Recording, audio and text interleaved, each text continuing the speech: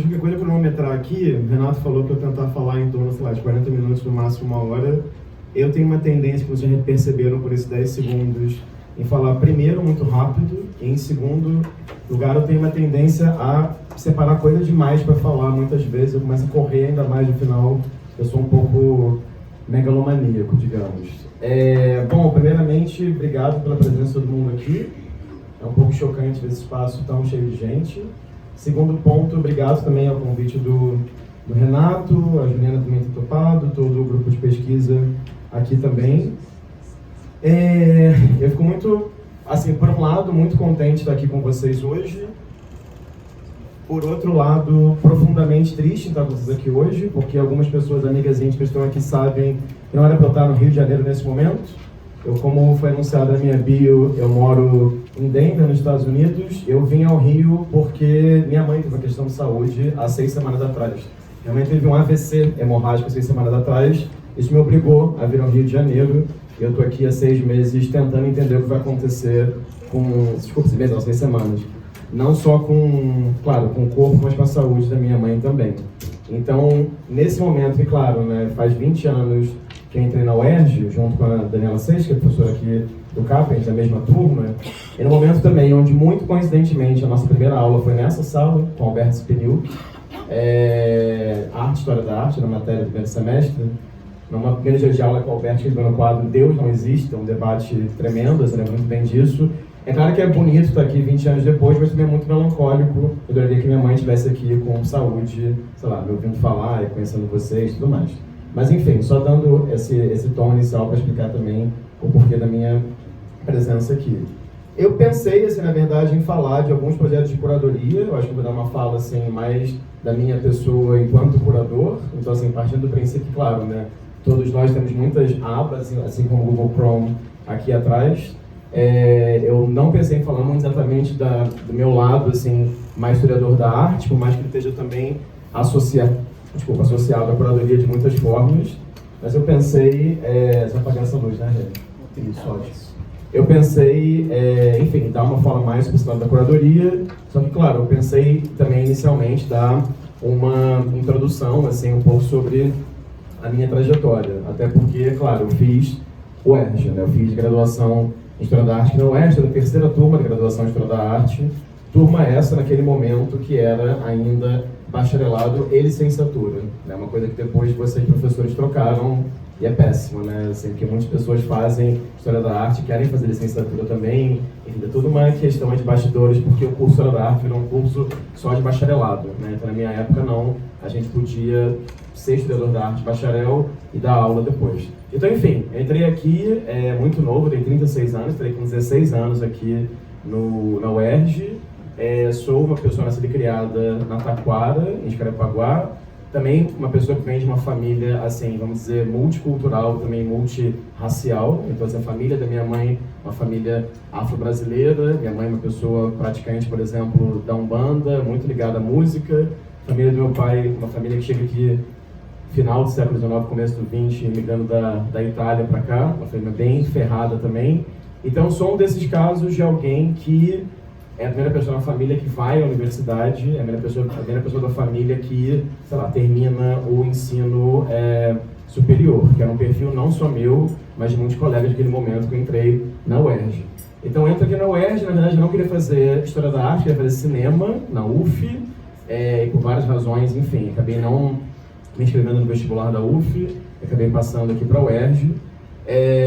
E aí, nisso, quando eu entrei aqui, mais ou menos na metade do curso, quando eu estava ali no 4º semestre, eu tive aula de História da Arte 3, com uma pessoa que talvez tenha tido aula com ela, não sei, imagino que muito sim, mas uma pessoa assim, que mudou um pouco a minha vida, um antes e depois, que é a senhora Maria Berbara, né, assim, todo mundo assim, Então eu lembro de ter minha aula com a Berbara e fiquei escandalizado, falar, cara, eu quero ser igual a Berbara, assim, eu quero conseguir falar 1000 línguas, quero mostrar um mapa do Renascimento não, da Itália no século XV e destrinchar ele, assim, quase em tempo real.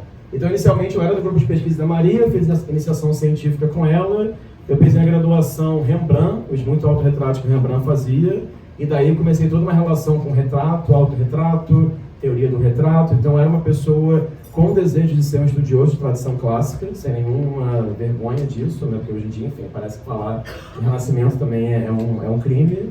Eu adorava aquilo, tudo, e gosto até hoje. E aí, num segundo momento, quando eu estava terminando a graduação, eu fiz um trabalho final que tinha a ver com Peter Greenaway, que é um cineasta britânico, tem uma série de filmes que citam obras de tradição clássica.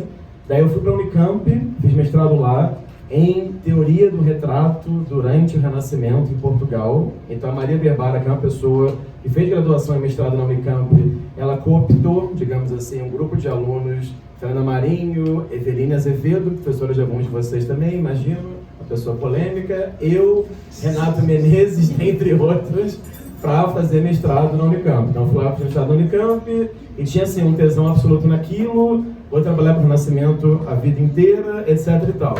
Aí aconteceu uma espécie de um pequeno acidente de percurso, que foi, eu vim dar aula aqui como substituto na UERJ, e abri um concurso para o Colégio Pedro II, para dar aula lá. Fiz o concurso meio assim, como experiência, um pouco de sacanagem, acabei passando no concurso, e aí depois que passei no concurso, quando eu fui escolher o campus onde eu ia dar aula, o campus cuja faixa etária parecia mais próxima da universidade era o campus de Realengo, onde tinha aula de artes visuais no primeiro ano do ensino médio.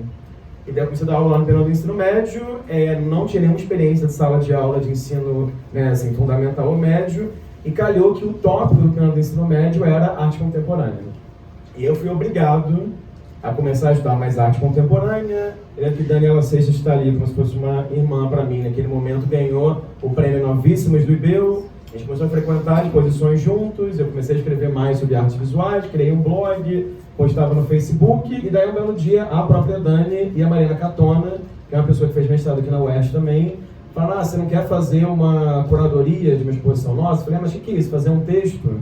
Não, é ir lá no Centro de Cultura Fazenda da Posse, lá em Barra Mansa, e pensar junto com a gente o espaço, dá pra ver assim, né? Pensar junto com a gente o espaço e também, enfim, fazer um texto, pensar na publicação, etc. e tal.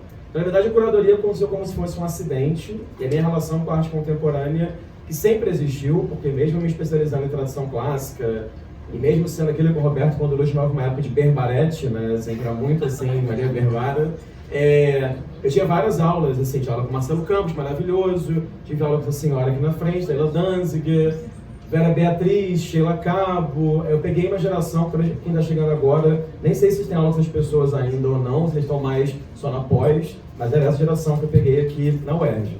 E daí, enfim, eu comecei a dar aula no Colégio Pedro II, estou olhando aqui só um relógio, eu comecei a dar aula no Pedro II e comecei a escrever mais sobre artes visuais, escrever mais sobre arte contemporânea e comecei a fazer curadorias aqui e ali. Muitas vezes em galerias, depois, pouco a pouco, comecei a sair mais no Rio, fazer algumas experiências mais em São Paulo. Fiz uma primeira coletiva aqui no Rio, uma galeria que representava a Dani até, a Sérgio Gonçalves Galeria. Isso tem já quase 12 anos, eu acho. Galeria, a exposição essa, o Renato participou até também, Nova Linha Aparente. Então, enfim, só contando assim, porque acho que coisa da curadoria no Brasil, mesmo nesse momento da história em que há uma graduação de curadoria lá em São Paulo, na PUC, né, que é um curso que é arte, história, crítica e curadoria, ela se dá de modo muito informal e se dá muito entre os seus amigos. Então, talvez se a Dani, por ser muito amiga minha, não tivesse me convidado para fazer curadoria, a gente não estaria aqui tendo esse tipo de conversa que agora eu estivesse lá no Fantástico Mundo, que ele realmente é fantástico, do Renascimento. Então, assim, tem uma coisa, assim, do percurso que se dá um pouco num acaso. E aí, enfim, aí lá no Pedro II eu dei aula lá para o primeiro ano do ensino médio por muito tempo em artes visuais. Fiz doutorado aqui na UERJ, com a Berbara também, vou falar brevemente do doutorado também. E aí, pouco a pouco, a questão da curadoria, essa relação com a história da arte, foi se tornando uma coisa muito grande na minha cabeça e foi se tornando uma coisa muito importante também.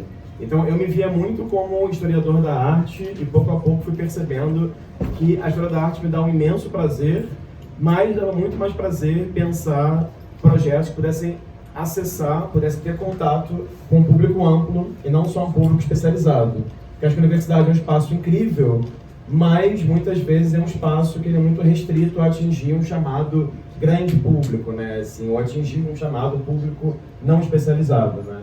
Então eu comecei a sentir que fazer curadoria, dependendo dos projetos, poderia me levar um pouco para esse outro lugar.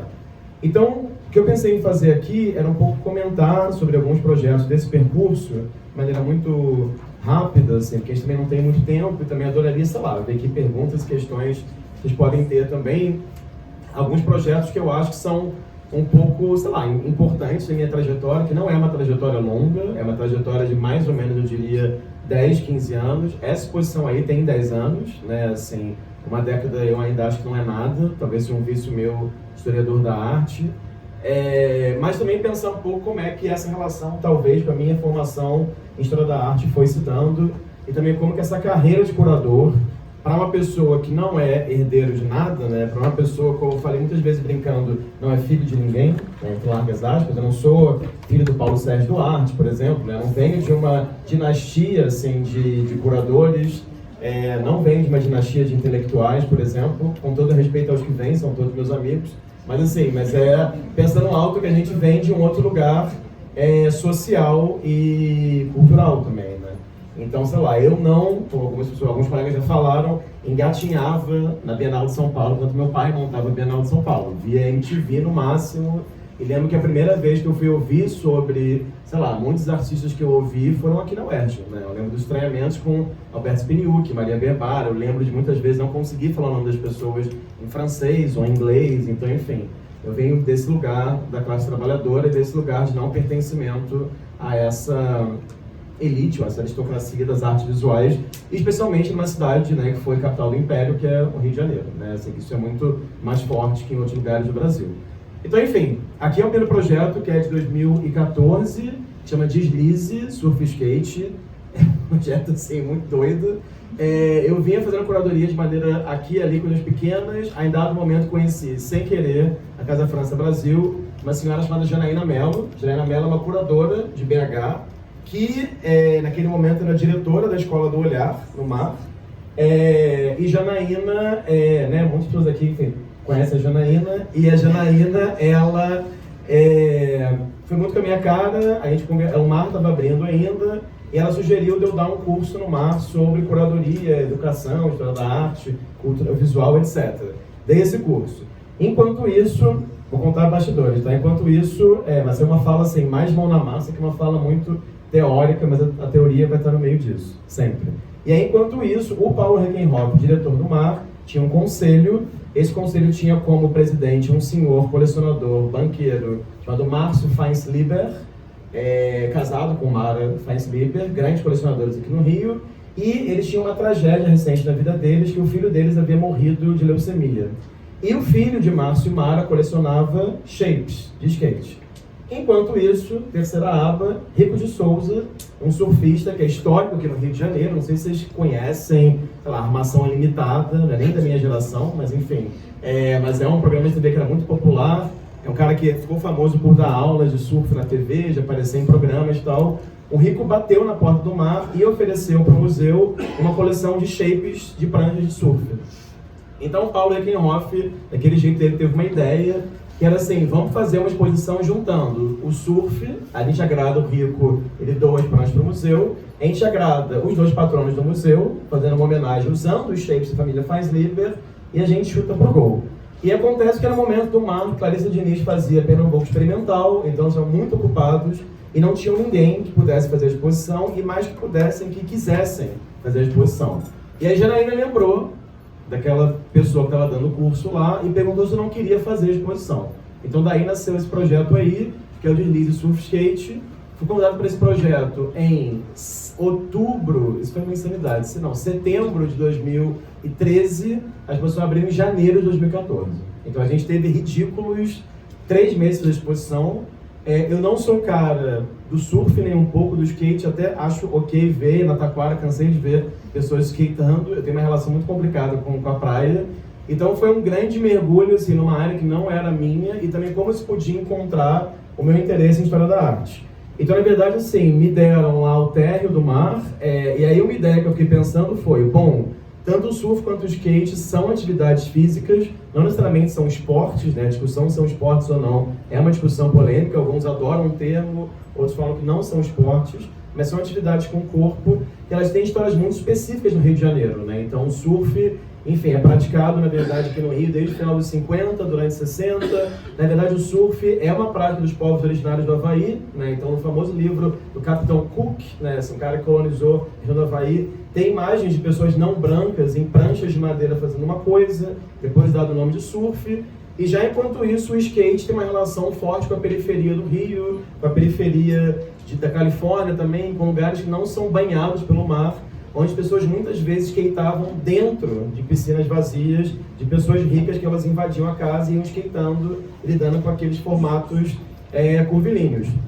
Então, no caso, eu fiquei pensando que era muito bacana fazer um projeto que lidasse com essa carga histórica dos dois, e aí sim, acho que é um lado bem historiador da arte meu, um projeto também que tivesse esse zigue-zague entre as coisas, ou seja, tivesse tanto coisa que a gente chama de arte, quanto coisas que a gente, muitas vezes de uma forma hierárquica, digamos assim, chama de cultura visual. Eu lembro de uma pessoa ir na exposição e falar isso, pensei que era uma exposição de arte e de repente tinha uma vitrine cheia de revistas, cheia de cópias das primeiras revistas de surf e skate no Rio.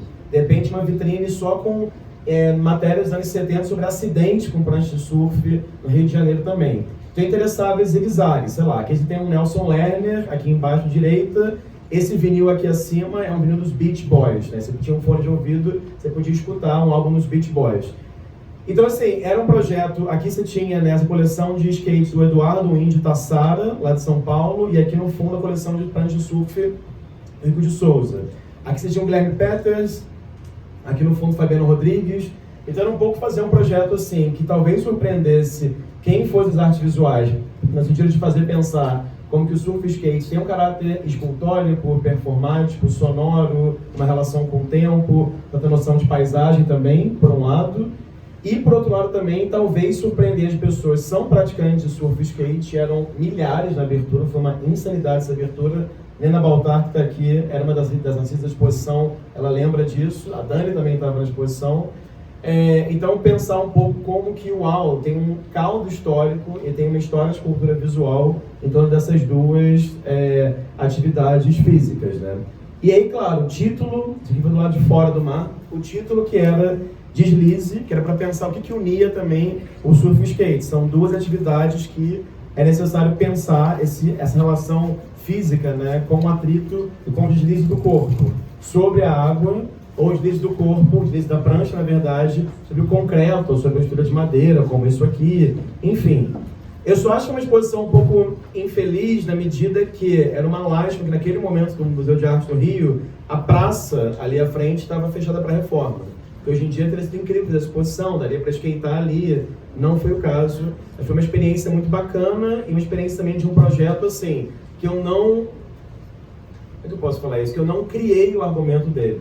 Então acho que isso é uma coisa legal de discutir também, que a gente muitas vezes pinta a figura do curador como alguém que tem ideia desde o zero e pesquisa, mas não, há oportunidades únicas na vida que você fala assim, cara, eu não teria essa ideia, mas essa é uma oportunidade única, eu tinha aqui 26 anos, nunca tinha feito uma exposição institucional, tinha um orçamento incrível, eu falei, vamos fazer, vou tentar dar uma cara minha para isso. Então tem uma coisa também de fazer uma limonada com os limões que são dados, que é diferente de outros projetos que eu vou comentar aqui para vocês. Então foi muito bacana, muito interessante. Paulo Reckenhoff odiou a exposição, mas isso é uma outra história que vocês podem perguntar depois se tiverem interesse nas fofocas. Bom, dito isso, mudando aqui um pouco o canal, para não falar 3 horas, cadê as imagens aqui? Tá.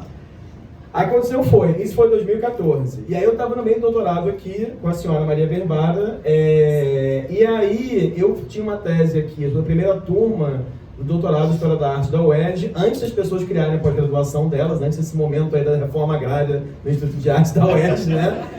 O pessoal criou a própria pós, que também é um assunto polêmico, mas anyway, aí eu estava com a Berbara da primeira turma e eu tinha um projeto de doutorado sobre a morte no Brasil.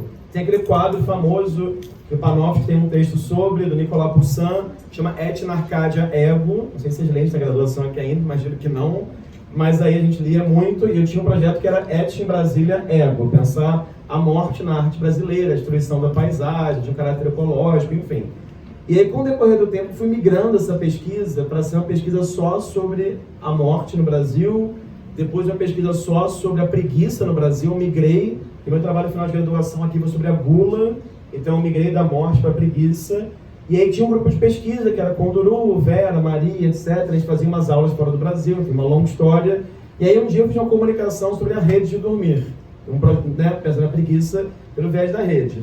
Aí um dia, falando com o Roberto Conduru, ele falou assim, cara, você não faz uma tese inteira sobre a rede, que isso não foi feito ainda, e me parece que o seu problema de tese é que você tem muitas ideias, muitas iconografias. Você pegar uma coisa só, você deita literalmente nesse projeto, na rede, e vai nisso. E aí eu acho que ter feito deslize e surf skate foi realmente muito inspirador, porque eu tinha um elemento iconográfico muito claro ali, o surf, o skate. Então no meu processo criativo, acho que fazer a tese só na rede e fazer um levantamento assim de 1000 imagens de artistas do século XVI, a arte contemporânea lidando com a rede relacionada ao Brasil, me deu uma espécie de chão. E daí defendi a tese em 2016, foi muito bacana, é uma tese chamada Construções do Brasil no vai e vem da rede de dormir. Tem isso online, é fácil achar, não consegui publicar a tese até o momento, infelizmente. E aí, daí, sim, nasceu um desejo que foi, cara, essa tese daria uma exposição. Por que não tentar transformar isso num projeto curatorial? Daí abriu o edital do CCBB, apliquei com a produtora lá de São Paulo, chamada Ana Helena Curti, e falo o nome dela porque é uma pessoa, assim, que, sei lá, talvez a melhor produtora de artes visuais do Brasil, uma pessoa incrível, divertidíssima, uma grande mãe, assim. E aí a gente ganhou o projeto e a gente foi aprovado, se não me engano, isso aqui abriu em 2018, né? 19, na verdade. Abriu ali em 22 de maio de 2019, a gente foi aprovado em outubro de 2018.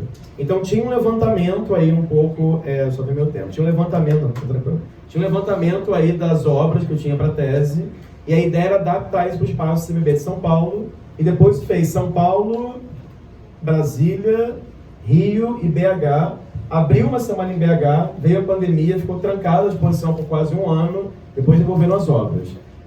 Então aqui tinha um outro desafio que aqui sim uma exposição que eu concebia, no sentido de quero fazer esse projeto, tem um caráter mais, eu acho, uma assinatura minha maior aqui, mas que o método que a gente usou lá no projeto do Deslize, claro, acho que ele é um pouco replicado, que ele é mais aprofundado aqui. A gente tem 6 núcleos no projeto, não vou falar dos 6 núcleos, mas enfim, a gente tinha um caráter que era não fazer uma exposição linear, no sentido temporal, nem fazer um projeto também com divisões geográficas que pensassem o Brasil de maneira regional, digamos, nem se prender também a mídias. Mas o nosso grande critério aqui eram obras que lidassem com esse grande problema, que é o Brasil, essa ideia de brasileiro, brasileira, brasileire, e essa ideia de brasilidade também, entre aspas. Então o projeto ele um pouco circulava em torno disso. Tinha uma coisa que eu não tinha na minha tese de doutorado, é importante falar aqui, que é o seguinte, a minha tese lidava com obras que já existem, E esse momento ali, em 2019, era um momento que começava a se falar de uma forma mais institucionalizada sobre uma certa ideia, vou usar esse termo aqui, mas há muitos termos para isso, de uma certa arte indígena contemporânea no Brasil, ou uma espécie, ou apenas arte indígena no Brasil. Há quem fale arte indígena brasileira. Jair Elisbel, por exemplo, usava AIC, arte indígena contemporânea. Então o que aconteceu foi, na minha tese eu não falava de artes indígenas, quase nenhum. Por quê? Porque eu não encontrava obras feitas por esses nomes. Começavam a aparecer, como Jair, Edenilson Baniwa, Alessandra Pataxó, em que as redes apareciam iconograficamente. Então, uma primeira missão nossa, na hora de fazer a exposição, cara, missão é uma palavra péssima, a primeira tarefa nossa de fazer a exposição foi contactar um grupo largo de artistas indígenas, entender a prática dessas pessoas e convidá-los para o projeto. Então, a gente tem aqui no Vai e Vem mais de 25 artistas de diferentes lugares do Brasil, de diferentes povos, que fizeram obras novas com as redes de dormir. Então, os trabalhos foram todos comissionados pelo CCBB, pagos também pelo CCBB, e claro, esses artistas foram tomando cada um o seu rumo também. Então é muito bacana, vou pegar um exemplo aqui que eu gosto muito de mostrar, era um caso como esse aqui, que você tinha, aqui, essa vitrine à direita, você tinha imagens do Randstaden, ou imagens, por exemplo, do Rugendas. Todos os viajantes europeus estiveram no Brasil, criaram imagens, obviamente, estereotipadas sobre diferentes povos indígenas. E você tinha próximas dessas vitrines um mural como esse do MACU, Movimento de Artes Manicuim, está agora na Bienal de Veneza. É segredo, mas enfim, eles vão pintar a fachada do Giardini lá da Bienal de Veneza. Ou aqui em cima, essas colagens de Nilson Manila. Depois a Pinacoteca de São Paulo compra todas elas. Então, assim, tinha um zigue-zague muito interessante em diferentes lugares de fala, em diferentes lugares identitários, em diferentes gerações também. Eu nunca esqueço, na montagem do Vai e Vem, o Iban Runicuim, que é o criador, líder, ser humano maravilhoso do MACU, ele olhou a vitrine e tinham várias gravuras do Rugendas e do Debré e tudo mais. Aí ele me olhou e falou assim, nossa, que incrível poder ver isso. Eu falei, por quê? Ele falou, não, porque são meus parentes aqui. Eu falei, não, mas foram feitos para seres europeus, é um francês, é um alemão. Aí ele riu, falou, não importa, o importante é que essa memória foi preservada e a gente aprende com isso também. Então foi um processo muito bonito e um processo também, no caso do MACU especificamente, em cada CCBB eles pintaram uma obra nova. Então no primeiro de São Paulo foi na parede, e o Iban ficou muito traumatizado que depois pintaram tudo por cima, e aí a partir de Brasília a gente comprava uma tela, eles pintavam lá, e na abertura cantavam o canto Runicuim, que era uma resposta àquela pintura que ali estava. Então, enfim, o Vai e Vem foi um projeto assim, amplo, é uma coisa também que eu acho que foi muito bacana, que a gente poderia ter mais no Brasil, que é a possibilidade de transformar a tese de doutorado em história da arte, em exposições. Assim, claro, nem todo mundo de história da arte se diz curador ou curadora, mas eu acho que seria uma forma de estímulo interessante até, de pensar como recodificar isso em lugares tão acessados como o CCBB. Então, o Vai e Vem, por exemplo, é uma exposição que teve, segundo o CCBB, mais de 1,5 milhão de visitantes. Porque o CCBB do Rio é um dos centros culturais mais visitados do mundo, né? Então, enfim, você tinha um recorte lá mais do Nordeste, outro recorte pensava o modernismo no Brasil, e o Macunaíma, e o Mário de Andrade, a ideia da preguiça também. Outro recorte pensava a ideia de resistência, ou seja, mesmo com diversos poderes, né, assim, aniquilando por séculos tantos povos indígenas do Brasil, as redes seguem como um símbolo de resistência. Então, o Vai e Vem jogava com essas informações e com essas imagens e pensava como um objeto tão banal, ele é tão complexo na sua interpretação e na sua simbologia também.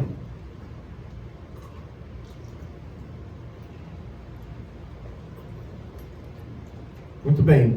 Aí, daqui do Vai e Vem, isso foi 2018, 2019. Aí veio a pandemia,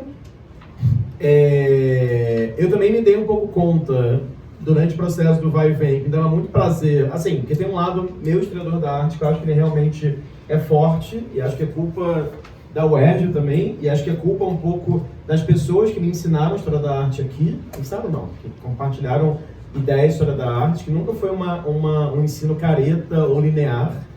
Então eu comecei a pensar que existencialmente não me interessava ser um curador que só trabalha com arte contemporânea.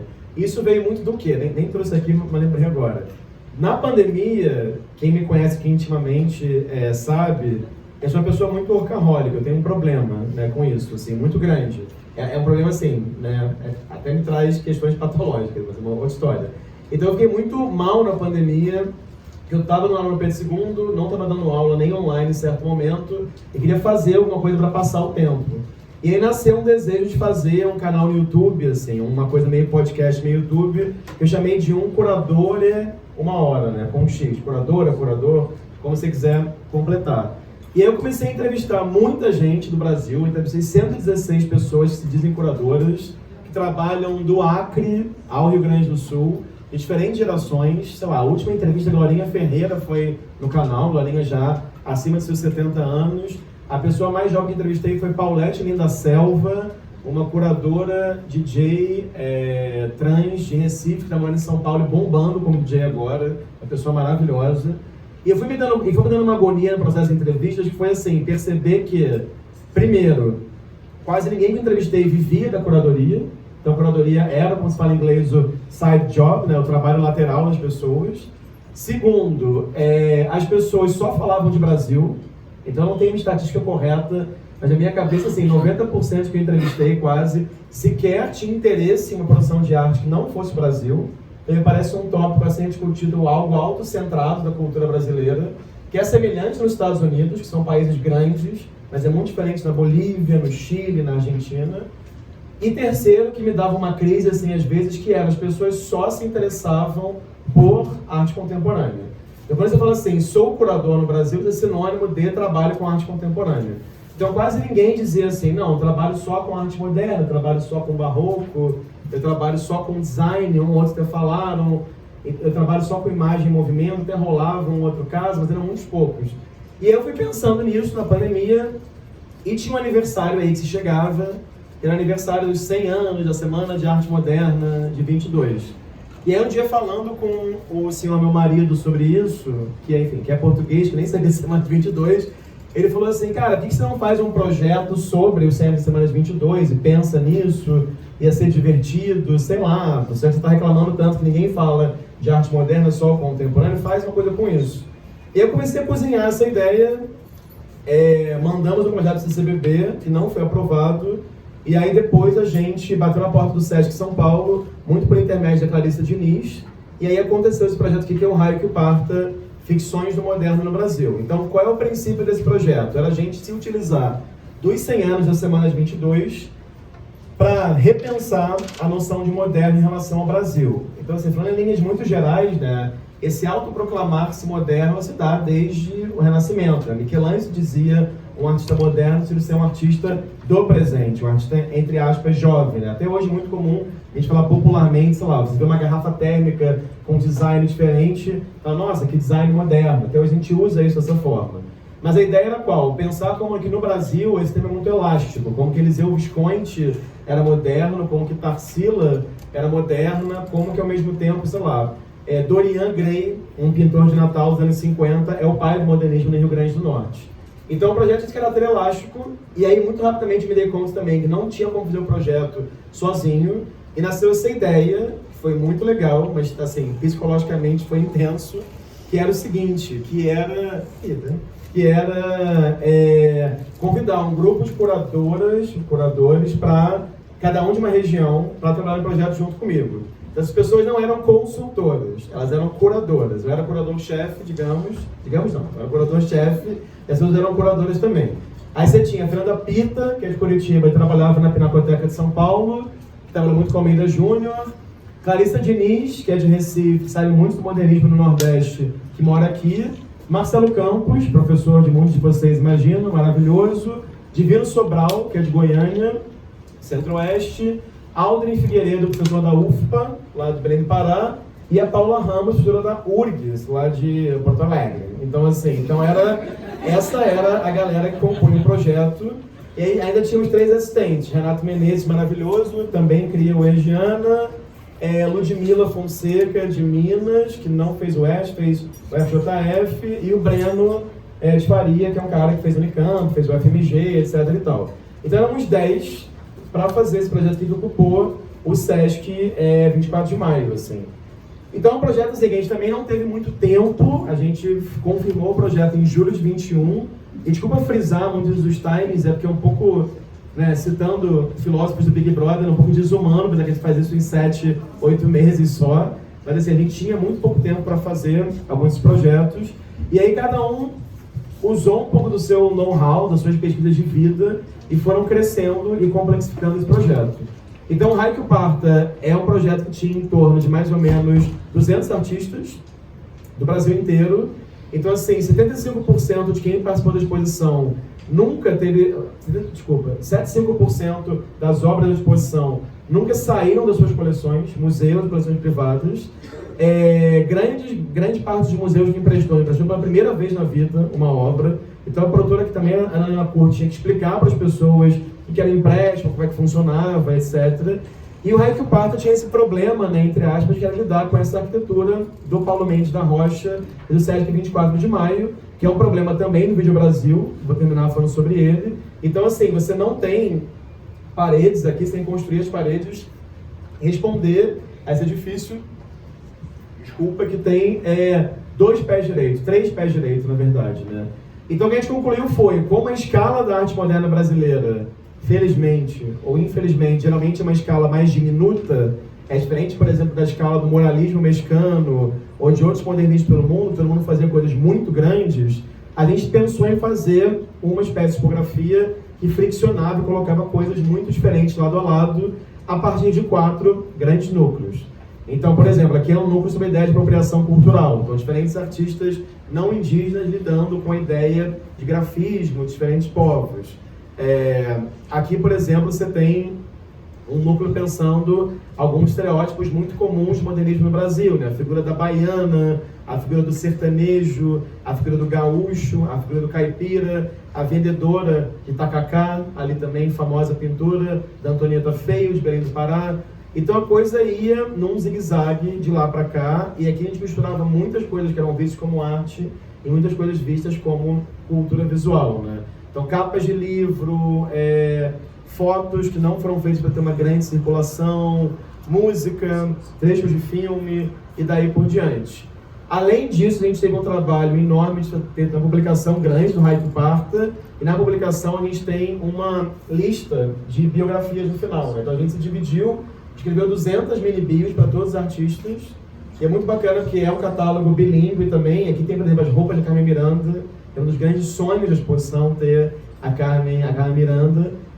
E foi um projeto, enfim, foi, né, assim, teve muita repercussão e muita polêmica não, mas algumas pessoas achavam um projeto muito excessivo, era uma coisa muito exagerada quanto à cor, quanto ao número de obras. A gente pode discutir sobre isso também, mas acho bonito pensar que às vezes na vida é uma oportunidade única e, como além de ser capricorniano, eu tenho Lua em Sagitário, na dúvida eu sou sempre do mais. Então assim, na dúvida coloca mais obra, porque não sabe se vai ter esse dinheiro de novo, então eu prefiro adicionar do que pecar pela subtração.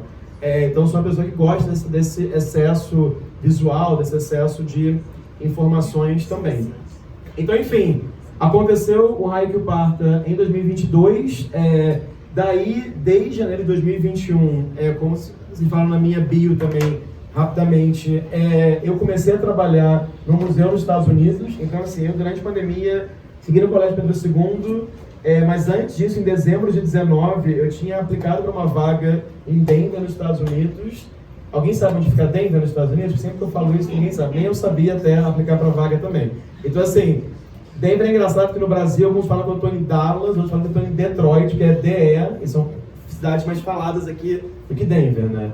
Então, sei lá, mais ou menos em 2019, eu estava fazendo projetos, viajando e pensando em mil coisas, e concluí existencialmente, depois de muita terapia, que sim, o que me dá mais prazer na vida profissionalmente é fazer curadoria.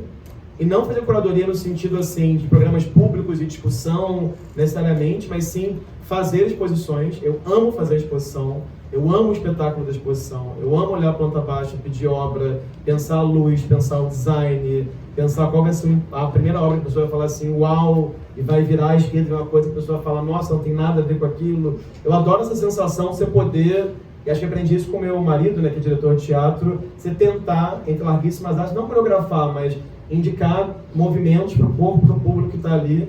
E nada me dá mais prazer do que ver um público muito, que não é das artes visuais, assim, indo numa exposição. Como eu sempre falei, independentemente da saúde dela, eu vou seguir falando, eu faço exposições para minha mãe ter uma relação com as exposições. Então, assim, eu não faço meus queridos amigos da UERJ, doutores, sacarem ou discutirem, não.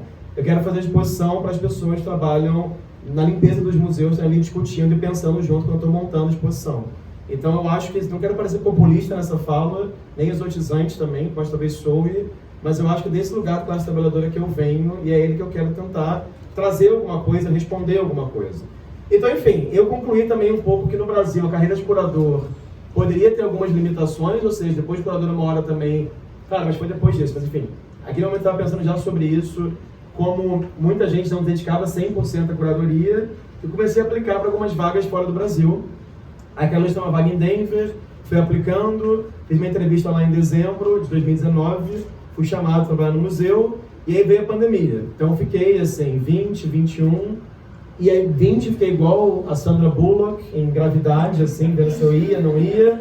Aí 21 me contrataram à distância, e meu visto de trabalho só foi sair em 23. Então, na verdade, para ir para Denver desde 20, eu só fui ano passado, há 8 meses atrás. E aí nisso, entrei em Denver, à distância, com a pandemia rolando lá e cá, e aí a coisa mudou um pouco de configuração no sentido assim, carreirístico, porque lá em Denver o meu cargo, meu título, né, é curador de arte moderna e contemporânea latino-americana. E quem me conhece bem sabe que eu sou muito crítico a essa ideia de arte latino-americana, que é uma grande invenção, uma invenção do norte também, e achar que a produção de arte no Brasil, Juliana morou na Argentina há muito tempo, sabe disso melhor que eu, que a produção de arte no Brasil se hermana com a Argentina por estarmos na América do Sul. Claro, tem muitos pontos de contato, mas que me dá mais tesão a mostrar as diferenças, né? Então, sei lá, eu pude viajar no passado para uma pesquisa para Bolívia, para o Paraguai. Gente, é irreal você pular de um país para o outro, tem nada a ver um com o outro aí da fronteira. E aí, lá em Denver, eu comecei a falar, tá, o que eu faço? Agora eu estou aqui nesse museu, tem que fazer alguma coisa assim, meu chefe lá falava de uma coisa de impacto, uma coisa assim para mostrar assim, chegamos. E aí ele, o Jorge Rivas, que é um homem venezuelano, que é o chefe do departamento de arte latino-americana lá, que é um cara que fundou a coleção Cisneiros lá na Venezuela, nos anos 90, falou assim, olha, eu acho que tem que fazer uma exposição de arte contemporânea, de gente jovem. Aí eu falei, tá bom. Aí eu comecei a pesquisar, a pensar, eu devia fazer uma exposição com artistas millennials, latino-americanos, que é essa desse catálogo aí, se você passar para o povo ver aí na História Legal, que se chama Who Tells a Tale Adds a Tale, que vem do provérbio, né? Quem conta um conto aumenta um ponto, é muito simples. Aí eu achei um artigo dos Estados Unidos que traduziam Who Tells a Tale, tale de conto, T-A-L-E, com tail, T-A-I-L, de rabo. Eu digo que é muito bonito isso, né? Quem conta um conto adiciona um rabo, nossa, é mais legal ainda do que quem conta um conto aumenta um ponto.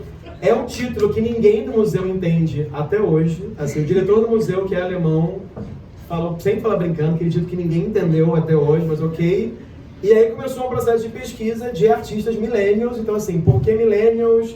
O que são os millennials? Uma geração ali entre 26 naquele momento, 39 para 40. Comecei a pensar também, como uma geração que, assim como eu, né, que eu sou millennial também, foi criada, claro, dependendo dos privilégios, no mundo de videoclipe, música pop, no mundo já supostamente globalizado, conectado, é o mundo de uma geração que viveu com a internet de escada, é galera ainda que pegou ICQ, MSN, Mirk, e como que essas pessoas tinham uma relação com a imagem e com essa noção de ser latino-americano, que era uma relação, na minha opinião, menos dura do que uma geração anterior ali, uma geração 90, né? Então, assim, essa ideia de fazer uma arte denúncia, de uma arte panfleto, não aparecia muito nos artistas, pelo menos, que eu gostava. Então, nasceu esse projeto, que a gente tinha 19 artistas, sendo que um deles é uma dupla, e Denver tem um orçamento, assim, que eu fiquei chocado, que era riquíssimo o orçamento da exposição. Me deram esse espaço aí que é gigantesco e que é bizarro, é um prédio de Daniel Libeskind, que é um arquiteto austríaco ou não? Polonês, obrigado. Que é um prédio cheio de pontas, então assim, você tem paredes como isso aqui, minha gente, ó, com, sabe, de repente faz isso aqui, inclina, e ninguém nunca falou pra ele, amigo, esse projeto não vai dar certo. Então assim, olha isso aqui, maravilhoso isso. Essa parede inclinada na entrada é uma coisa maravilhosa. Um amigo meu fez uma exposição lá, amigo não, um colega de museu fez uma exposição lá agora, ele botou um monte de Leger e Picasso, eu acho assim um crime, é bizarro. Então, assim, o que a gente concluiu foi, tem que ser uma exposição site específico, só tem que fazer obras para cá. E a gente foi, né, produzindo e pensando nisso. Então, eu não vou falar de cada trabalho, claro, mas tem aqui Vitória Kribe, aqui do Rio de Janeiro, de Big Field, Gabriela Pinilla, da Colômbia, Alan Sierra, do México, aqui você tem Yulia Magata, lá de São Paulo, o Asma, que é uma dupla meio equatoriana, meio mexicana, o Caleb Rani Quintana, que aí foi um aprendizado também dos Estados Unidos, a ideia de Latinx, como eles falam, né? O latino ou latina, mas não escrevendo latine, mas sim com um X no lugar da denominação de gênero, que vocês preferirem, né? Da vogal. Então, no caso, que é uma comunidade de pessoas, são filhas de, que muitas vezes nasceram nos Estados Unidos. O Caleb, por exemplo, a mãe dele é chicana, né, já é uma segunda geração de mexicanos lá. O pai dele é branco, e ele não fala espanhol, mas ele entende espanhol. E ele é um cara assim, com um tom de pele muito branco, então, evidentemente, ele tem uma passabilidade branca assim também. Então, o trabalho dele vai discutindo um pouco sobre isso. Então, assim, era um projeto que tentava ter pessoas de lugares, de novo, identitários muito diferentes, para mais do que afirmar o que é América Latina, mas dizer que é uma grande bagunça e não tem como apontar um tópico, uma formalidade, um elemento e construísse isso. Então foi muito bacana assim, lidar não só com a liberdade do museu quanto a opções, mas também uma liberdade orçamentária para a gente poder fazer o projeto. Não é um projeto exatamente barato, é um projeto que ficou 9 meses aberto dentro do museu, né? Então ficou muito tempo ocupando essas salas. Então teve esse projeto que gerou essa publicação, teve alguma reverberação lá nos Estados Unidos, e daí também nasceu esse outro capítulo um pouco inesperado na minha trajetória, que é essa relação de trabalho com uma cultura que não é brasileira, né, ponto 1, e essa forma de ser vista, já que nos Estados Unidos a ideia de comunidade é tão importante, essa forma de ser vista como não mais um brasileiro, não mais um carioca, mas um representante da América Latina, que é uma grande doideira também, né? Assim, que é uma grande ficção, eu adoro brincar com isso. Teve uma situação lá, por exemplo, que eu fui jurado de um prêmio, e eu podia indicar 3 artistas para um prêmio, eu indiquei 3 não latino-americanos, que é uma crise. Ah, não, porque a sua comunidade... Eu falei, não, minha comunidade é o mundo. Assim, existencialmente, eu não sinto necessidade de me colocar nesse lugar. Se os colegas têm super respeito, mas gera muita discussão lá, isso também. E daí, para terminar aqui, se não me aguentam mais, eu trouxe o último projeto mais recente, que acho que tem alguns desafios dos projetos anteriores, porque eu propositalmente escolhi 5 projetos que são de coletivos e de coisas com, né, exposições com muita coisa, que foi a 22ª Bienal Vídeo Brasil, que a gente intitulou de Memória uma Ilha de Edição. Então, o Vídeo Brasil, que é esse festival de vídeo criado pela senhora Solange Farcas, ia acontecer não em 2023, mas em 2021, e aconteceu que ele foi adiado por causa da pandemia. Eu lembro que a minha última viagem, em 20, foi justamente em São Paulo, para falar com a Solange Vídeo Brasil. Ia ser um outro título, ia ser uma outra pegada totalmente diferente. Era o momento ainda de Bolsonaro no poder, então não ia ser uma resposta ao Bolsonaro, que eu não faria nunca isso explicitamente, mas tinha uma energia assim, anti-bolsonarista no título. Veio a pandemia, ficamos boiando por muito tempo sem saber o que ia acontecer, até que a Solange falou assim, não, vamos fazer em 22. Aí eu falei, mas eu acho meio estúpido fazer em 22, porque se eu fizesse em 23, poderia comemorar os 40 anos de Vídeo Brasil. Ela, vai ser 23 então, aí nasceu em 23. Fiz a curadoria não sozinho, mas com uma colega chamada Renê Akitelek em Boiá. A Renê, ela é queniana, mas nesse momento ela mora em Ruanda, também na África. A Renê, ela, enfim, fez formação na Holanda, mas é uma pessoa que não estudou artes visuais de graduação, e a gente se dividiu assim, eu cuidava mais de exposição e Renê mais dos programas públicos e do catálogo que o Vi está passando aí entre vocês. E aí, depois da pandemia, teve essa discussão, né? Como intitular esse evento, e como intitular esse evento também naquele efervescência ali de eleição. E aí um dia, eu não comentei aqui ainda, mas eu trabalhava com cinema, assim, antes de trabalhar com artes visuais, com produção de cinema e com mostra de cinema. Aí um dia no avião eu lembrei de uma frase que falavam muito, que era essa do Alice Salomão, Memória Meia de Edição. Aí eu falei com Solange na hora, Renê adorou.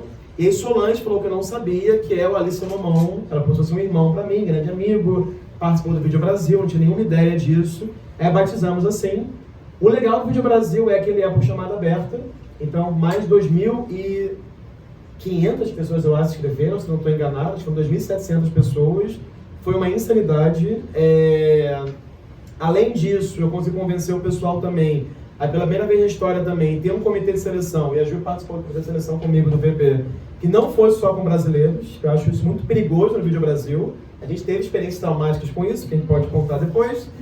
Então, assim, então é um comitê com pessoas do mundo inteiro, chamado Maduma Mazilela, que é uma pessoa filha de sul-africano com uma mãe polonesa. Tinha a Renê, tinha eu, tinha a Amanda Carneiro lá do MASP, maravilhosa, São Paulo. A outra lá, que eu esqueci o nome, é Teresa Hindrová, da República Tcheca, de Praga. A Siddhartha Pérez, das Filipinas, que mora em Singapura. E tinha a Ana Salazar também, que é meio português, que é filha de equatorianos, mas foi criada em Portugal. E claro, também tinha a In Kwok, que é uma curadora lá de Hong Kong. Então a gente tinha essa mistura, a gente dividia as inscrições em todo mundo, fazia uma peneira geral das inscrições, E aí depois, quem fazia a seleção exata dos artistas e obras éramos eu, Renê e Solange. E a nossa edição não era tão claro assim, processo seletivo, teve um momento ali, enfim, que a gente percebeu que não tinha um poder de voto como os curadores do ano tinham, né? Então eu propus um outro formato lá para Solange. E aí, Vídeo Brasil, claro, essa loucura de também lidar com a arquitetura do Sesc 24 de maio, é uma exposição que ela é proporcionalmente acessível, sim. Eu acho que mais do que uma certa expografia, digamos assim, clean, de uma Bienal, como a da Bienal de São Paulo do ano passado, eu vejo o Vídeo Brasil mais como se fosse um grande salão, ou seja, ele realmente ele é do excesso, ele é da fricção, ele é de uma obra sobre a outra, e claro, e acho que eu fui, enquanto curador, ficando mais relaxado em assumir isso também. Porque eu acho que eu tenho uma coisa muito do senso de espetáculo, né, meio, sei lá, musical, assim, uma das coisas que eu mais gosto do cinema é o Bob Fosse, né, assim, cabaré, aquela coisa desse excesso, que sempre parece que vai acontecer uma coisa nova e vai sair alguém cantando, que eu acho que pouco a pouco eu fui entrando mais nesse universo da curadoria e ficando mais tranquilo e tentar assumir isso também. Então, outra coisa bacana do Vídeo Brasil é que o nome é Vídeo Brasil, mas não é um evento só de vídeo, pode ser qualquer linguagem, muita gente não sabe, acaba escrevendo só os vídeos, e aqui isso é muito visível, você tem aqui na parte de baixo Arturo Cameia do Peru, aí lá em cima você tem as duas faixas, né, do Ali, do Oscar Ramos, do Luciano Figueiredo, aqui ao lado você tem o Josué Merrinha do México, a Agnes do Quênia, Pamela Cébolas do Equador, e lá no fundo a Júlia Baumfeld de BH, e o Adrian Pazzi da Albânia ali também. Então é um projeto que ele tem esse caráter de pensar como essa ideia de memória que o Ali falava, essa ideia de edição também, ela vai se moldando de acordo com os desejos dos artistas, quando as obras estão ali também. Parte das obras não foi comissionada, esse trabalho aqui do Isaac, por exemplo, não era uma obra nova, mas, por exemplo, esse trabalho do Tromarama, da Indonésia, aqui, foi algo feito para o espaço, e foi muito bacana contar, é importante dizer isso, que acho que a gente, curador, não fala muito de bastidores, do privilégio orçamentário que a gente teve. Porque o Sesc gasta uma fortuna para fazer esse projeto. Com o Vídeo Brasil, isso faz 3 bienais do Mercosul. Então, vocês sabem, né? Isso já é um sinal. Esse painel aqui de LED, da Vitória Cria, maravilhosa, tá rindo, né? Que não é você. Então, o painel de LED aqui é um painel chamado P1. Então, o que acontece? Os pixels são muitos, então a qualidade da imagem é uma coisa assustadora. A gente foi tentar orçar a Bienal do Mercosul, já desistiu. Não vai ter, porque é muito caro e parece a primeira vez no Brasil que houve alguma exposição com painéis de LED assim. Eu não sabia disso. Eles importaram, acho que da China, pro Vídeo Brasil. Mas aí do lado você tinha um trabalho desse, a Pamela, de cerâmica, um trabalho sobre cópia, réplica, imitação, falsificação. Então o projeto tinha um caráter de zigue-zague muito forte e também escapulia, né, claro, dos limites da galeria, que tem o Fat Swag lá embaixo, na entrada do Sesc 24 de maio, aqui o Karel Compliments, da Estônia, aqui o Freud, maravilhoso, do lado de fora, aqui a Ana Rulatchová, da República Tcheca, lá no café, e aqui a senhora Leila Dansga, que está aqui sentada com a dona da banca, dona do jogo, como diria a Daniela Mercury, aqui com a banca dela. Então, enfim, o Vídeo Brasil é uma experiência, assim, ímpar, foi uma experiência de muito aprendizado, e também, assim, foi muito bonito, talvez, perceber que mais que a exposição do Vídeo Brasil seja importante e tal, nada se compara àquele encontro desses 60 artistas ali, que você acha que paga por isso também, se eles viajarem, estarem ali, num hotel, 10 dias, então vira uma coisa parecida um pouco com, sei lá, com todas as suas diferenças, com um momento semelhante a esse, é um encontro de pessoas ali, e esse encontro gera coisas, né?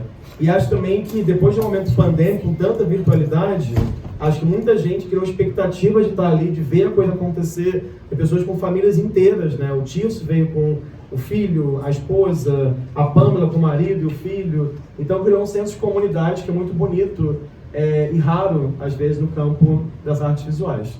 Então, enfim, como acho que um panorama assim rápido, acho que é isso, acho que falei aqui meus 50 minutos que eu tinha pensado mesmo.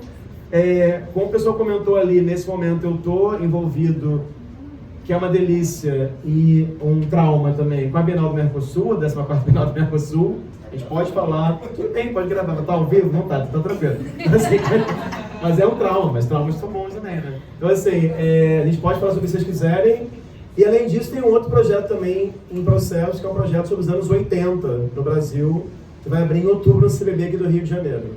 Também é outro trauma, mas enfim, a gente pode falar sobre isso também. E assim, obrigado pela escuta de vocês, espero que tenha ficado um pouco clara essa trajetória. E realmente é uma honra poder estar aqui na UERJ, nessa sala da primeira aula, com a Dani ali, estava recebendo a aula junto comigo, conversando um pouco com vocês e aprendendo também de volta. Obrigado.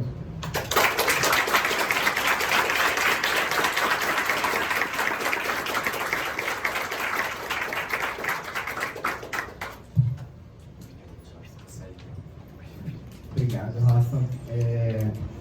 Eu ia passar já para a Juliana, mas eu acho que eu vou fazer uma pergunta, posso?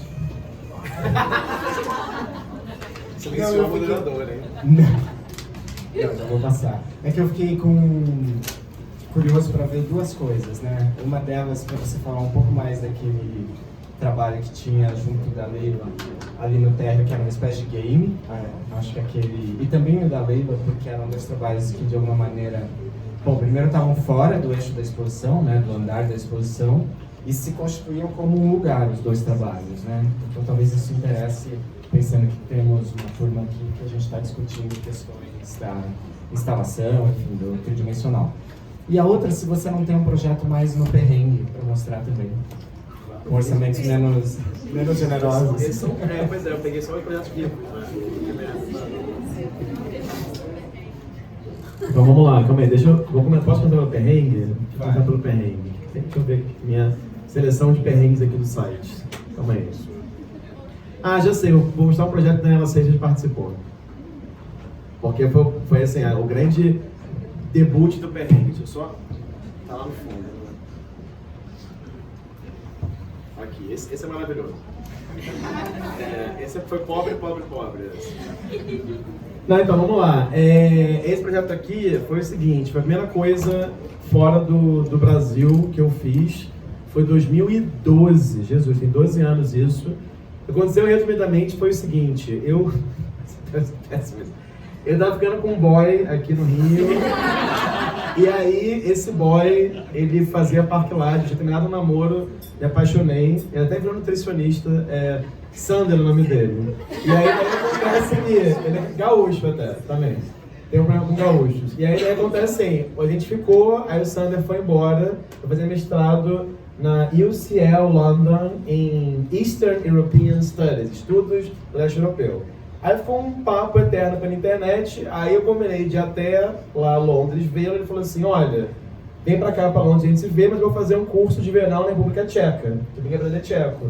Vamos lá comigo. Aí eu fui, já estava no Pedro II, estava de férias, fui, deu tudo errado, mas lá no meio desse curso de tcheco, no verão, no interior da República Tcheca, numa cidade chamada Poděbrady, tinha uma pessoa chamada Dasha Kostina, russa, curadora, aí deu super bem, e eu nunca tinha feito uma curadoria antes, estava fazendo somente um projeto lá com a Dani, em Barra Mansa. Aí o Sander falou assim, eu devia ser curador, aí eu conheci a Dasha era curadora, ele falou, eles deviam fazer uma exposição juntos. Aí eu falei assim, tá. Aí voltei para o Brasil, adorei a Dasha, virou uma ótima pessoa. Aí onde eu volto do Brasil, ela manda um e-mail, eu falei assim, cara, vamos fazer uma exposição na Rússia? Eu falei assim, vamos fazer uma exposição na Rússia. Aí basicamente ela trabalhava numa universidade lá, que é a Universidade dos Montes Urais. Os Montes Urais dividem a Rússia entre o lado europeu e o lado asiático. E ela trabalhava numa galeria pequena ali, e ela falou, olha, tem uma Bienal aqui, que é a Bienal dos Urais. Me chamaram para fazer um projeto paralelo dentro da universidade, no corredor da universidade.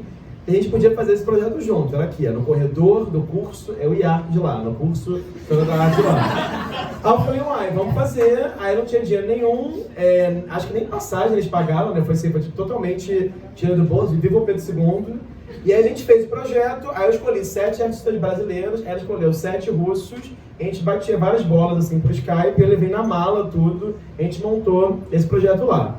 Então, assim, não vou falar das obras todas, mas já que você falou em perrengue, aí teve um episódio maravilhoso que envolve Daniela Seixas, que estava sentada. Porque você tinha essa universidade bizarra, estranhíssima, a abertura foi uma loucura isso, a gente parecia muito ET de Varginha para eles todos.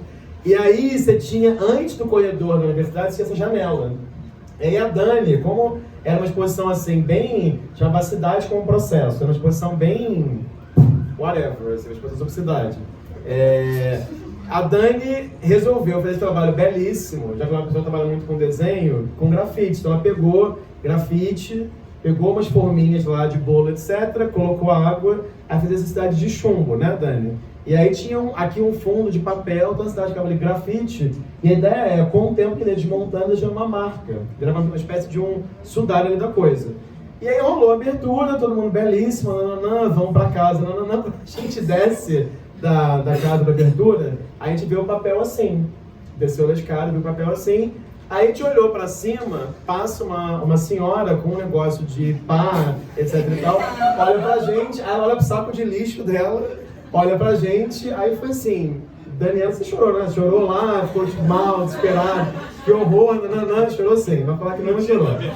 Aí, depois da abertura, foi mais privado isso. Aí a Dani, além de artista, poeta, ela resolveu falar assim, tudo bem, pegaram meu trabalho, na verdade, que é uma reflexão sobre o desaparecimento. A Dani fez um poema, traduzimos para o inglês o poema, Dasha, que ficou puta com a história, traduziu para o russo e botamos lá. Aí, semanas depois, voltamos ao Brasil e alguém, que ninguém sabe quem é, completou o poema em russo aqui. Eu não tenho as traduções aqui agora, mas foi muito bonito. E Dani também ocupou o piano, tinha um piano lá no meio, e o piano também foi destruído depois de algum tempo pela mesma senhora. E aí a gente descobriu que o reitor da universidade odiava a exposição, ele odiou a ideia de uma intervenção ali, não era para isso, e que ele tinha dado ordens expressas para limpar.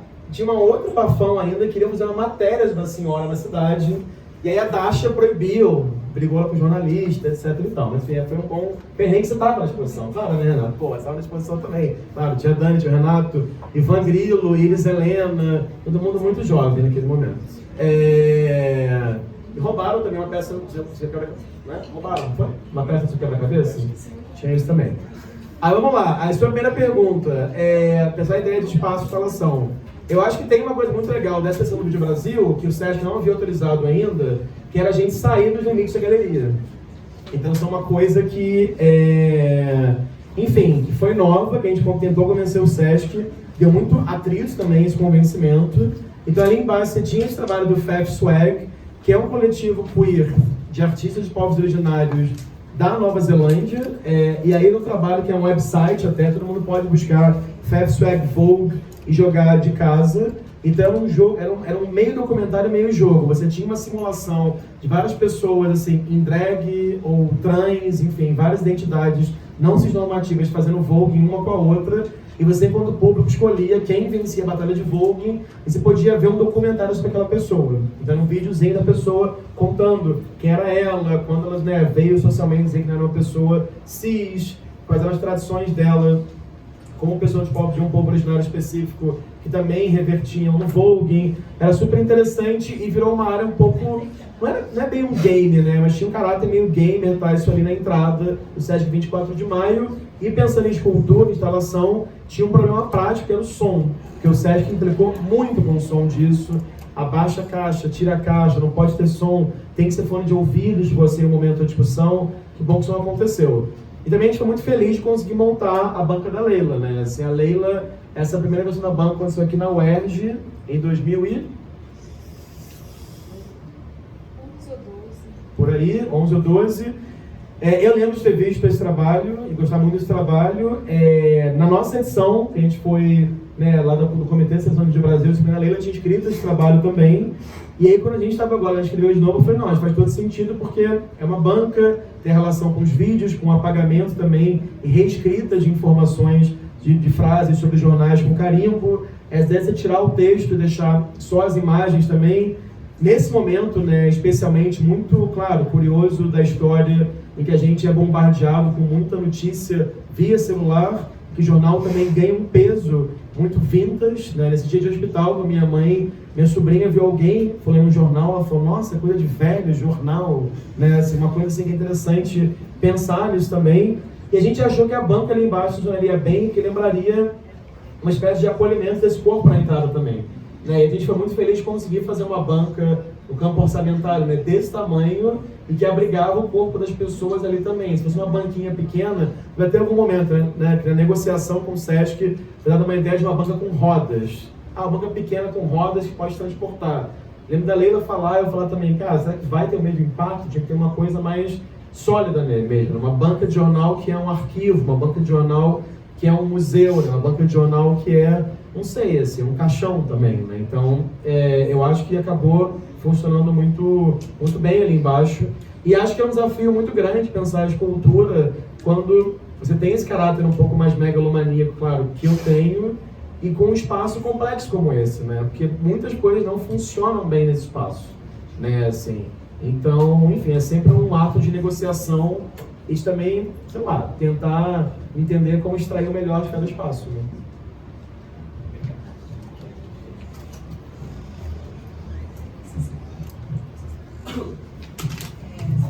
Boa noite. Primeiro, dizer que eu estou muito feliz por estar aqui, participando desse momento com um querido amigo, colega de profissão. Agradecer também o convite do Renato, pedir desculpas pelo atraso, acho que comentaram aqui. Enfim, estou ainda aterrissando, gente, porque fico doente deixa a gente um pouco fora de órbita.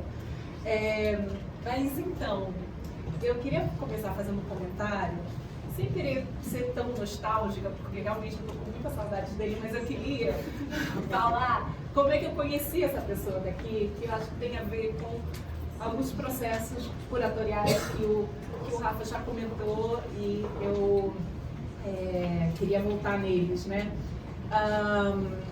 Bom, além de fazer exposições, nós curadoras, curadoras, participamos bastante de comitês de seleção, né? E seleção, ele falou do Vídeo Brasil, né? A seleção assim, de obras para integrar uma exposição, mas também seleção de projetos curatoriais para que esses projetos sejam financiados por alguma instância pública ou privada. E foi numa instância dessas, que, na verdade, o Rafael me conheceu porque ele analisou meu trabalho. Foi o meu primeiro projeto de curadoria, então eu sou um pouco mais velha que o Rafa, mas tenho uma experiência, quer dizer, comecei na curadoria depois dele, então ele fazendo parte do comitê de seleção do Temporada das Artes, do Paço das Artes lá de São Paulo, selecionou meu projeto. Eu fui realizei meu projeto e tal, enfim, depois de ter realizado o projeto, eu falei, sabe o quê? Vou entrar em contato com ele para saber o que ele achou do meu projeto, por que ele selecionou meu projeto. Foi assim, né? Mandei uma mensagem, um e-mail, sei lá, e aí, você topa tomar? A gente toma um suco. Tipo assim, no Big Lanche, sabe? A gente toma um suco. E foi ali que a gente se conheceu, né? Assim, a partir disso, assim, poxa, eu queria saber um pouco mais, assim, por que você selecionou meu projeto, né? Eu era também assim, super outsider no meu primeiro projeto e era um edital de importância, né? Enfim, e a partir daí a gente, né, enfim, começamos uma relação de amizade e fizemos um projeto juntos, que o Rafa não comentou aqui, o Duralex Sidelex, mas que para mim foi um processo de compartilhamento e de curadoria coletiva que me ensinou muito. Então, o Duralex Sidelex foi um projeto que a gente mandou para a Bienal do Mercosul, Bienal Sul, lá da Argentina, e foi realizado em Rosário. Mas antes da gente mandar o projeto, a gente falou, não sei se partiu, acho que partiu de mim, assim, né? Eu falei, poxa, Rafa, você topa fazer alguma coisa juntos? A gente começou um brainstorm, gente, que era assim, o Rafa, né, o Rafa é meio enciclopédico, assim, ele tem uma memória incrível e conhece os artistas, lembra de todos os nomes, enfim, tem uma memória muito peculiar. E aí ele mandando assim, uma série de nomes e portfólios e links para páginas, eu também mandava de volta. A gente fez um brainstorm assim, de artistas que a gente considerava interessante, sem nem pensar ainda em linha, em recorte curatorial, em tema, nem nada. E aí chegou no momento, depois de assim, tipo, sei lá, a gente tinha o quê? Uns 50 artistas, assim, falando, pô, eu lembro que eu propus, mas assim, numa baita insegurança, né? Porque o Rafa tinha uma maior experiência, propus uma linha curatorial de Duralex Sidelex, que era artistas que utilizam a arte como uma forma de cometer um crime. Então eram obras de arte que, na verdade, beiravam ali essa situação de legalidade, né? E questionavam justamente por isso a legalidade, né? Assim, o status de legal, o que é a lei, né? E quem faz essas leis, para quem são essas leis, né? Então, e a gente escolheu artistas de vários cantos da América Latina, né? E assim e aí assim dentro do que eu falei que foi para mim foi um aprendizado, né? Quer dizer, aí o Rafa já trouxe algo que ele comentou aqui, né? Que foi, bom, vamos pensar também desde um ponto de vista histórico ou da história da arte, né? E a gente trouxe artistas que bom, nem eram tão antigos assim, né? Mas, por exemplo, trabalhos da Lexica, agora eu não estou lembrando mais quem. Assim, a gente fez, claro que não transformamos isso em núcleo, mas tinha assim, um eixo assim, de obras históricas que conviviam em tensões, fricções, relações amigáveis ou não, com obras contemporâneas, de artistas contemporâneos. E América Latina. Então, a minha pergunta, quer dizer, na verdade, são alguns comentários, algumas coisas que eu fiquei curiosa em talvez você comentar um pouco. A gente fez um panorama, né, de artistas da América Latina. E você comentou aqui como é uma situação problemática. Você é atualmente curador de arte latino-americana. E você já fez alguns comentários sobre isso, né? E aí eu assim, gostaria que você falasse um pouco mais sobre isso. Assim. Primeiro, a gente sabe, como você falou, nos Estados Unidos existe uma divisão que eu não sabia, só fui saber quando eu fui para lá participar de um congresso, né, entre arte latino-americana e arte latina. Né? Arte latino-americana seria o que nós produzimos por aqui, e a arte latina seria o que os estadunidenses, descendentes de pessoas da América Latina, produzem lá nos Estados Unidos, como ele contou. Então, esse seria algo, né, assim, que a última vez que eu estive aqui nesse auditório foi para escutar o Joaquim Barrientos, que é lá do México, e ele tem umas análises muito críticas sobre esse lugar da arte global, né? E como a arte global foi abrindo esses eixos, né? Então, assim, permitindo que, bom, agora nós temos arte latino-americana, bom, agora, né, a arte africana. Então, como foi permitindo que ou promovendo uma espécie de falso consenso, né? Dentro desse lugar da arte contemporânea. A arte contemporânea como um lugar de um pretenso diálogo amigável, né, entre todas as partes. Então, como é que é esse diálogo amigável ou não, né? Inclusive dentro do seu museu, no seu registro de trabalho, né? E aí, achei muito interessante quando você fala sobre a curadoria como você usou a palavra espetáculo, né? Assim, é algo também que eu, como curadora, não sei se eu usaria espetáculo, mas eu adoro pensar, né, a planta, a relação entre as obras, a relação do né, assim, espacial, enfim, tipografia. E aí você falou como você agora, né, depois dessa longa caminhada, como você assume essas fricções, né, quando entre obras, acredito, né? E aí por isso que se junta a pergunta do perrengue, mas tem a ver mais... Peraí, qual foi a palavra que você usou? Você usou a palavra escapulir, né? Quando essas fricções escapolem, né? Em termos conceituais até, né? E como eu contei aqui uma experiência coletiva, não sei se já está ficando muito... Mas o trabalho curatorial, por mais que a gente assine, é um trabalho que tem uma grande coletividade envolvida, né? Podem ser outros curadores, pode ser curador com a pessoa que faz a tipografia, muitas vezes é um arquiteto, enfim, outros profissionais que vão construindo aquilo ali junto com a gente, né? Então, quando é que Codex Scapoli. Ótimo. Não, e ótimo lembrar do Alex e de Lex também.